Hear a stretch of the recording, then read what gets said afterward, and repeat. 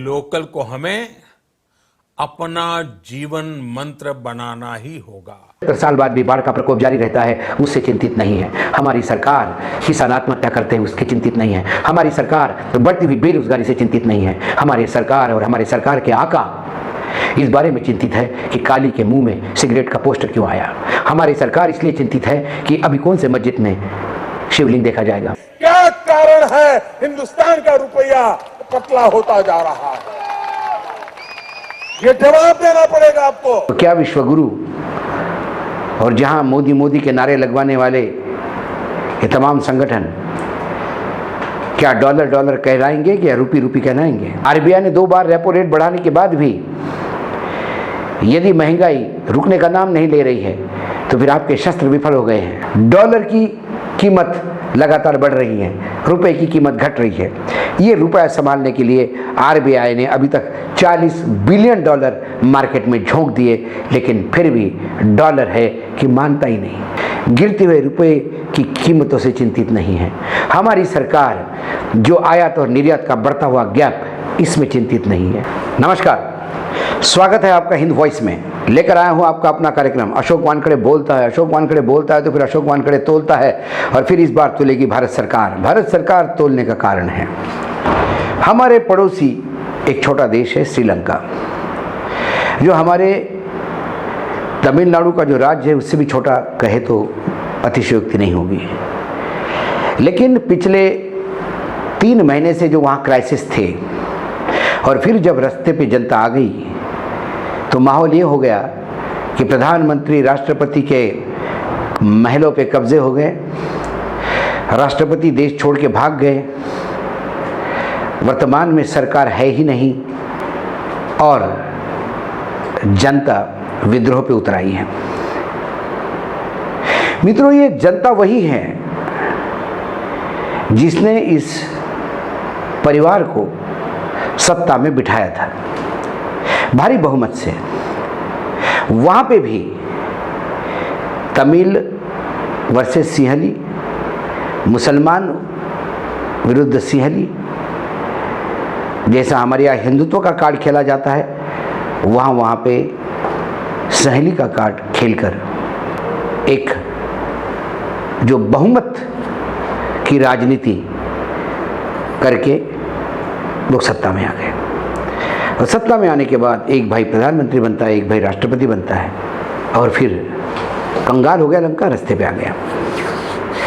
जब हमारे यहाँ उत्तर प्रदेश के चुनाव के नतीजे आ रहे थे, तब हमारे देश के नौकर, जो वरिष्ठ नौकरशाह हैं, जो बड़े बड़े सचिव हैं, प्रधानमंत्री से मुलाकात करके, प्रधानमंत्री वहाँ पे डोवाल साहब भी थे, इकोनॉमिकल एडवाइज़र भी थे, इन तमाम लोगों के बीच में उन्होंने कहा था कि सर, चुनाव जीतने के लिए जो घोषणाएं होती है उस पर अंकुश लगाना होगा, नहीं तो हम भी श्रीलंका के रास्ते जाएंगे। ये बात जब अखबारों में छपी तो सरकार ने उसको लिपापोती करने का प्रयास किया।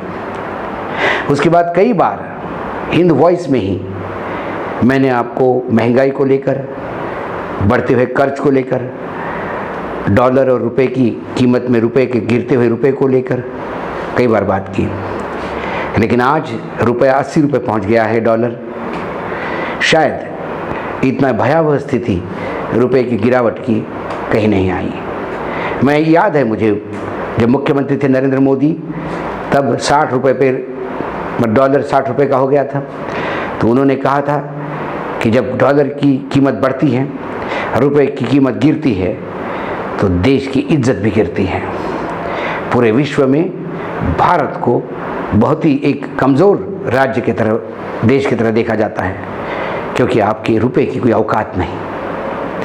अब तो 60 से भी नीचे औकात 20 रुपये पे 20 रुपये और नीचे गिर गई है। अब 80 रुपये का डॉलर हो गया है। तो क्या विश्वगुरु और जहां मोदी मोदी के नारे लगवाने वाले ये तमाम संगठन क्या डॉलर डॉलर कहलाएंगे या रूपी रूपी कहलाएंगे। सवाल सरकार से है। महंगाई का दर पिछले 6-7 महीने से 7% पे है। Retail inflation index, retail price index यदि मैं देखूं तो खुदरा महंगाई का दर जो है वो यदि 7% से नीचे नहीं आ रहा है, और आरबीआई लगातार प्रयास कर रही है, आरबीआई एक एक महीने के अंतराल से ब्याज के दर बढ़ाती है ताकि लोग बैंक में पैसे रखें, ब्याज पे ज़्यादा जो कर्ज है उस पर ज़्यादा दर है ब्याज का, ताकि लोग कर्जा न लें। आरबीआई को लगता है कि लोगों के पास से पैसा यदि बैंकों में आएगा तो क्रय शक्ति कम होगी, तो महंगाई नीचे हो जाएगी। वित्त मंत्री कहती है कि 7.01 जब खुदरा महंगाई इंडेक्स है तो उसको लगातार उस पर हमले करने होंगे। लेकिन हमले कैसे करेंगे? वित्त मंत्री क्या हमले करेगी? आरबीआई ने 2 बार रेपो रेट बढ़ाने के बाद भी यदि महंगाई रुकने का नाम नहीं ले रही है तो फिर आपके शस्त्र विफल हो गए हैं, आपके हमले विफल हो गए हैं, क्योंकि आपकी नीतियां ही गलत हैं। जब मैं कहता हूं कि हम क्या लंका के रास्ते पे जाएंगे, तो जब हमने ये हिंद वॉइस में शुरू किया कि हम लंका रास्ते पे जा रहे हैं, लंका की तरह हमारी स्थिति बेकार हो रही है, तो फिर तमाम भारतीय जनता पार्टी के स्पोक्सपर्सन, प्रवक्ता तमाम आंकड़े लेके बैठ जाते हैं कि हमारे यहाँ जो कर्जे का अनुपात है जीडीपी के, वो मात्र 19% है। श्रीलंका में 101% था, इसलिए बर्बाद हो गया। अमेरिका में इतना प्रतिशत है, जापान में इतना प्रतिशत है, और उन सभी देशों में 19%। हमारा तो बहुत ही कम है। मुझे भी ताज्जुब लगा 2020 में कर्जे का अनुपात हमारे सकल उत्पाद से यानी जीडीपी से, डेप्ट जीडीपी रेशो जिसको कहते हैं, वो 73% था 2020-21 में। एक साल में 19 पे कैसे आ गया? दोस्तों ये तो 80-85 के भी ऊपर है। लेकिन सरकार ने बड़ा आंकड़े के साथ खेल किया। सरकार ने कोविड के समय राज्य सरकारों को कहा कि और कर्जा ले लीजिए। जो केंद्र सरकार को पैसा देना था, अब राज्य सरकारों को बोला आप ही कर्जा दे दीजिए, आप कर्जा ले लीजिए, हम देखते हैं, हम मदद करेंगे आपको। सारे राज्य सरकारों ने कर्जे ले लिए। केंद्र सरकार जब 19% बोलती है तो मात्र अपने कर्जे की बात करती है, मानो केंद्र सरकार अलग है, राज्य सरकारें अलग है। जब पूरे तमाम राज्य सरकारों के कर्ज यदि हमारे केंद्र सरकार के कर्ज के साथ मिलाया जाए तो ये 80-85% तक जाता है। लेकिन करे तो क्या करे? आंकड़ों के साथ खिलवाड़ है। दूसरी बात, लगातार ये बोला जाता है कि हमारा जीडीपी देखिए क्या है, हम ट्रिपल इकोनॉमी हो रहे हैं, हम 3 मिलियन, 4 मिलियन, 5 ट्रिलियन डॉलर की इकोनॉमी हो रहे हैं।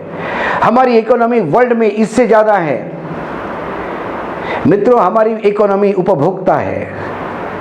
हम जब इंग्लैंड से हमारी इकोनॉमी की तुलना करते हैं तो इंग्लैंड की और हमारी जनसंख्या में ज़मीन आसमान का फ़र्क है। हमारे यहाँ एक सुई भी सब देशवासी एक एक खरीदेंगे तो 140 करोड़ सुइयाँ खरीदने में लाखों करोड़ों रुपए का टैक्स सरकार को मिलेगा। हमारे यहाँ एक नया ट्रेंड शुरू किया है जिसको मैं घातक कहता हूँ, और मैं आज आपको इस बात से आगाह करना चाहता हूँ। थोड़ा अर्थशास्त्र का मामला है, इसलिए मैं प्रयास करता हूँ कि आप तक बात पहुँचे।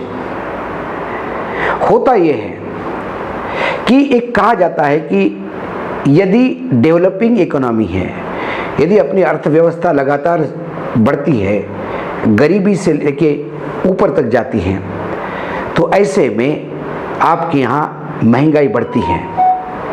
महंगाई बढ़ती है क्योंकि परचेसिंग, लोगों के पास पैसा आता है, लोग खरीदते हैं, फिर महंगे होती है चीज़ें, फिर फैक्ट्रियाँ सप्लाई करने लगती है उस महंगाई को रोकने के लिए, डिमांड एंड सप्लाई का गैप कम हो जाता है।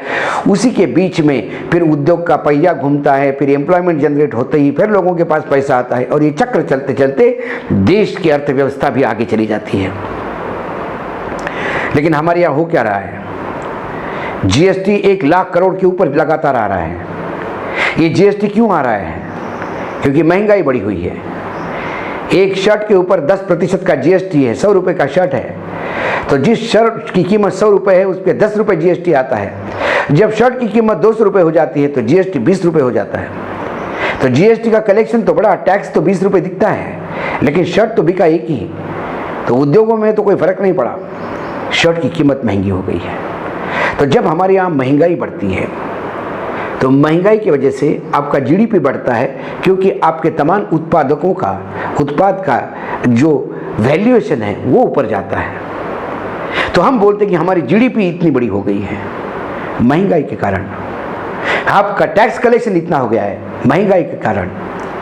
लेकिन सही मायने में जो आर्थिक उन्नति होनी है वो नहीं होती, एक ढकोसला होता है। सरकार जब कर्ज लेना बंद कर देती है, जब सरकार के गले तक आ जाती है कर्ज की बात, मैंने पहले भी एक एपिसोड में कहा था कि हर भारतीय के ऊपर 1,33,000 करोड़, 1,33,000 का कर्जा हर भारतीयों के ऊपर है, हर इंसान के ऊपर, भारत के हर नागरिक के ऊपर।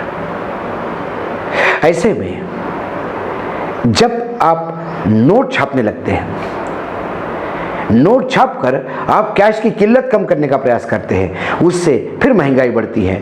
महंगाई से फिर आपको दिखता है कि जीएसटी बढ़ रहा है, जीडीपी बढ़ रहा है, नेता तालियां बजाते हैं, लेकिन वास्तविकता में हमारी अर्थव्यवस्था पटरी से बहुत दूर जाती हुई दिखाई देती है। और फिर एक समय ऐसा आता है कि फिर हम नंगे हो जाते हैं और फिर श्रीलंका होने में टाइम नहीं लगता। किसी भी देश की उन्नति टैक्स कलेक्शन से नहीं होती। टैक्स कलेक्शन से तो रोज के खर्चे चलते हैं रोजमर्रा के देश के, लेकिन सही मायने में कमाई होती है जब आपका निर्यात बढ़ता है और आयात कम होता है। आयात और निर्यात में यदि निर्यात लगातार बढ़ता है तो हमारे यहाँ पैसा आता है, हमारे यहाँ फॉरेन एक्सचेंज आता है, और निर्यात की कमाई वही ओरिजिनल कमाई होती है जिससे देश की आर्थिक उन्नति कहलाया जाता है। लेकिन हमारे देश में जब सरकार बोलती है कि हम रिकॉर्ड स्तर पे निर्यात कर रहे हैं, तो लोगों को लगता है कि फिर वानखड़ी जी अब तो निर्यात भी हो रहा है। लेकिन सरकार फिर आयात की बात नहीं करती, क्योंकि जितना रिकॉर्ड स्तर पे निर्यात होता है उतना ही रिकॉर्ड स्तर पे आयात भी होता है।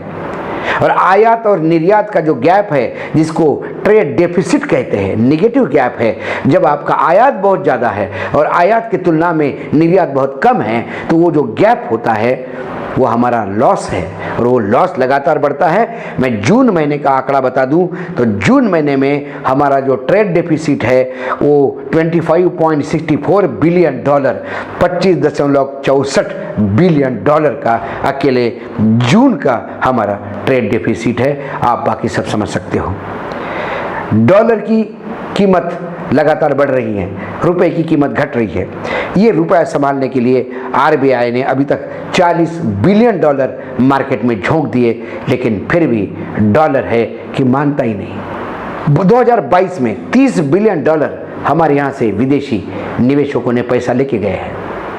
हमारे यहाँ विदेशी निवेश क्यों आता है? जब बाकी देशों में बैंक के ब्याज दर कम हो जाते हैं तो उनको लगता है कि 1-2% पे तो हमको रिटर्न इंडिया में मिल जाएगा, तो फिर इंडिया में पैसा लाते हैं। और जैसे ही खासकर अमेरिका में जो फेडरल बैंक है, उनका रिजर्व बैंक, जैसे ही वो रेट बढ़ाता है हमारे यहाँ से पैसा चला जाता है। आज देश पे 135 करोड़ लाख करोड़ का कर्जा है। देश की जनसंख्या 40 करोड़ है। आने वाले 2030 तक हमारे यहाँ युवाओं की संख्या कम होगी, बुजुर्गों की संख्या ज़्यादा होगी। इसके मायने हैं सरकार को वेलफेयर स्कीम पे और ज़्यादा पैसा खर्चा करना होगा। आने वाला समय खर्चे का है, लेकिन पैसा कहाँ है? सरकार बहुत सारी चीज़ें बेच रही है, लेकिन उसके बाद भी जो आपका जो व्यय और इनकम और एक्सपेंडिचर है उसमें लगातार डेफिसिट बजट में बढ़ ही रहा है। सरकार आरबीआई का एक कहना था कि हम जो इन्फ्लेशन है, जो ग्रोथ रेट है हमारा, वो ग्रोथ रेट हम 7-8% तक ले जाएंगे। फिर अल्टीमेटली हमारे यहाँ वित्त मंत्री ने भाषण में कहा कि अब हमारा ग्रोथ रेट जो है वो 2025-26 तक हम 6% पे लाने का प्रयास कर रहेंगे। इसी बीच ये जो आपका महंगाई का रेट है, उन्होंने कहा कि हम तो इसको 4% पे रखना चाहते हैं महंगाई की दर। और 4% की महंगाई की दर जो है +-2, मतलब 6 तक जा सकती है या 2 तक आ सकती है। 2 तक आने का तो सवाल ही नहीं उठता, 6 तक जाएगी, लेकिन वो 7 से नीचे उतरने को तैयार नहीं है। इंपोर्ट एक्सपोर्ट की हमारी नीतियाँ किसी को पता नहीं है, क्योंकि हमारी सरकार गिरते हुए रुपए की कीमतों से चिंतित नहीं है। हमारी सरकार जो आयात और निर्यात का बढ़ता हुआ गैप, इसमें चिंतित नहीं है। हमारी सरकार पे बढ़ता हुआ बोझ का, जो ब्याज का बोझ है, जो लोन का कर्ज का बोझ है, उससे चिंतित नहीं है। हमारी सरकार महंगाई का इंडेक्स 7% के ऊपर चला गया, इससे चिंतित नहीं है। हमारी सरकार देश में जब 75 साल बाद भी बाढ़ का प्रकोप जारी रहता है, उससे चिंतित नहीं है। हमारी सरकार किसान आत्महत्या करते हैं, उसके चिंतित नहीं है। हमारी सरकार बढ़ती हुई बेरोजगारी से चिंतित नहीं है। हमारे सरकार और हमारे सरकार के आका इस बारे में चिंतित है कि काली के मुंह में सिगरेट का पोस्टर क्यों आया। हमारी सरकार इसलिए चिंतित है कि अभी कौन से मस्जिद में शिवलिंग देखा जाएगा। हमारी सरकार इसलिए परेशान है कि अब पार्लियामेंट में क्या शब्द बोले जाएंगे। हम इसी के लिए ज़्यादा चिंतित हैं। इसीलिए मैं कहता हूँ कि जब बहुसंख्यकवाद इस देश में पनपता है, बात तो सबका साथ सबका विकास की होती है, लेकिन एक 20 बनाम 80 बनाम 20 की जब बात होती है, तो ये 80 ही जो है वो अंधभक्त होके आपको सत्ता में तो बिठाते हैं, और जब एक सत्ता हाथ में आती है तो निरंकुश सत्ता आवारा हो जाती है।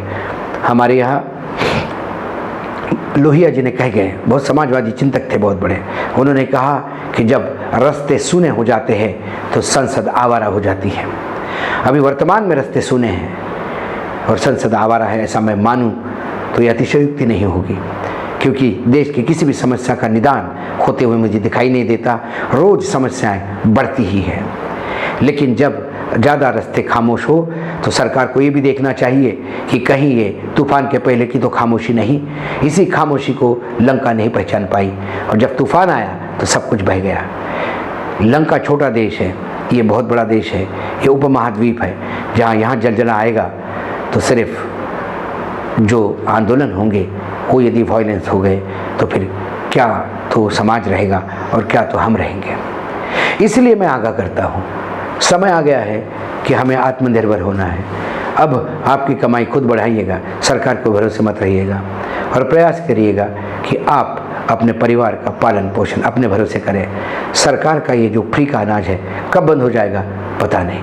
आज इतना ही, फिर आऊँगा किसी विषय के साथ। तब तक के लिए नमस्कार। देखते रहिएगा हिंद वॉइस।